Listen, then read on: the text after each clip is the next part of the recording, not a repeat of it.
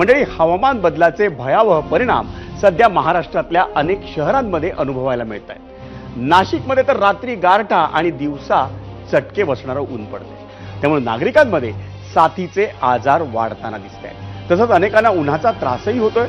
पाहुयात महापालिकेचे महामुद्देमधला नाशिकवरचा special report.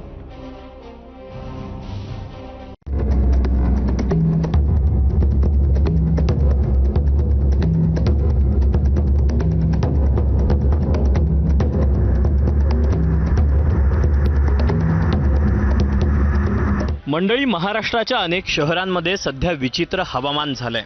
रात्री गारवा आणि दिवसा उकाडा।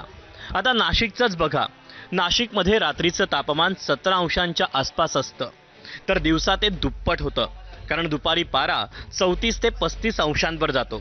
यामुळे अंगाची लाही तर होतेच, मात्र साथीचे आजारही वाढतायत। याची दखल सरकारी यंत्रणेनं देखील घेतली। नाशिक जिल्हा रुग्णालय प्रशासनानं 10 बेड राखीव ठेवत उष्माघाती संबंध कक्षाची उभारणी सुरू केली।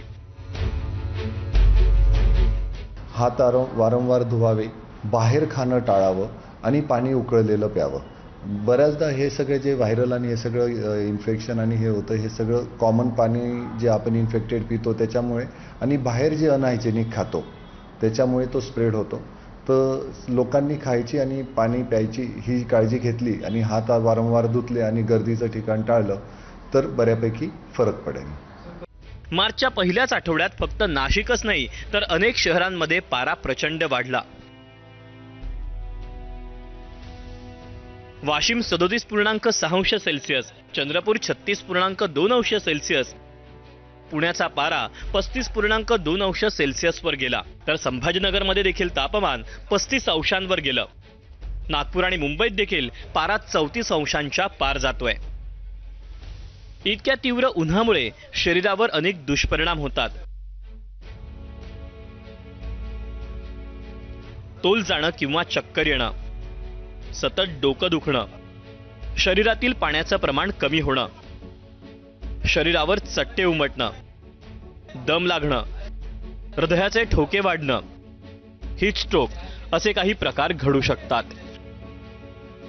अशा तीव्र उन्हापासून स्वतःचा बचाव करण्यासाठी काही गोष्टी करणं अतिशय आवश्यक आहे। भरपूर पाणी पीत राहा, वेळेत जेवण करा, उन्हात चालणं टाळा, डोक्यावर टोपी किंवा दुपट्टा हवा, बरं वाटत नसल्यास डॉक्टरांकडे जा, पैशाकडे पाहून टाळू नका। नाशिकमधल्या गरमीवर तिथल्या नागरिकांचं काय म्हणणं आहे तेही पाहूया। थंडी वाजते सर, दुपारी ऊन लागतं, लोक बाहेर पडत नाही सर।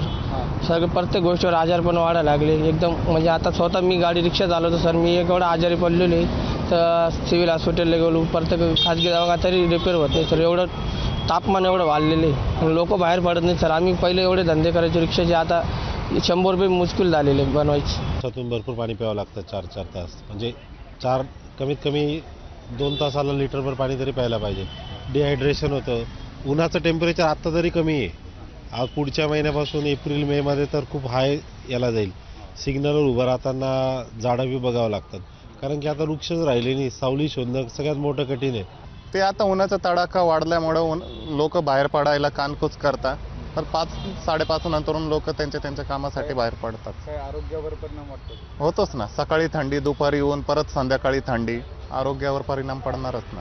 मंडळी, मार्चच्या सुरुवातीलाच ही अवस्था आहे, तर मे महिन्यात काय होईल या विचारानंच धडकी भरतीये। 20 वर्षांपूर्वी अशक्य वाटणारं तापमान आज नेहमीचं होत चाललंय। याला माणसाची हावच जबाबदार आहे आणि म्हणूनच त्यावर उपाय देखील आपल्यालाच काढावा लागणार आहे। नाशिकमधून शुभम बोडकेसह ब्युरो रिपोर्ट, एबीपी माझा।